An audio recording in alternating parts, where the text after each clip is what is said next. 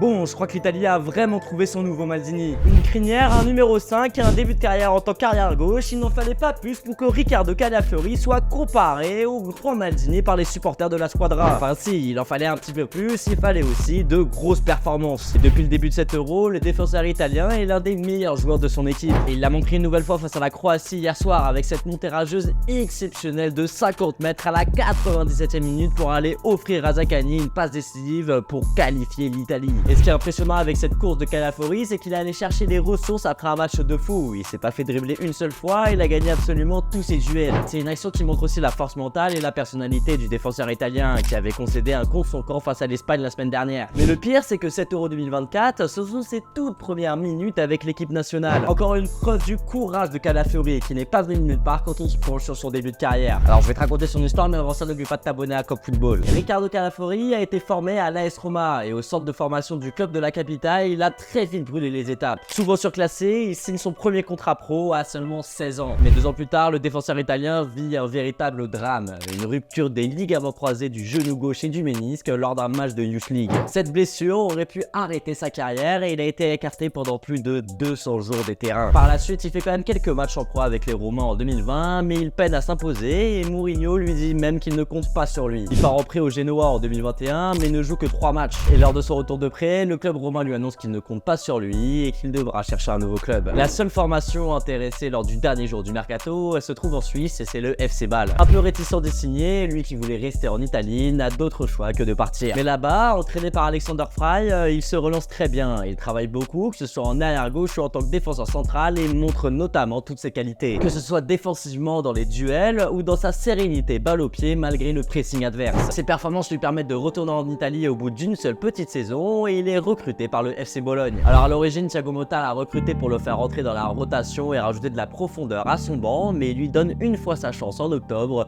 et ne l'a plus jamais sorti du 11 depuis. Directement, Calafiori a montré tout l'apport qu'il pouvait donner à son équipe. Et depuis, il a été en constante progression jusqu'à ce que Spalletti se penche sur son cas et le sélectionne pour l'Euro 2024. Et là, il est quasiment en train de devenir le patron de cette défense. De toute façon, pour que l'Italie performe, il fallait que la formation de défenseurs revienne. Depuis le duo Chiellini-Bonucci, on n'avait pas vu de grands défenseurs sortir des centres de formation italiens. Et là, on a eu Bastoni il y a quelques années et Calafiori maintenant, qui pourrait bien mener un duo pendant plus de 10 ans avec l'équipe nationale. Et toi, qu'est-ce que tu penses de Riccardo Calafiori? Est-ce que tu penses qu'il va faire gagner un nouvel Euro à l'Italie? Dis-le moi en commentaire. Et si t'as kiffé la vidéo, tag 2 potes à toi et demande-leur s'ils aimeraient l'avoir dans leur club.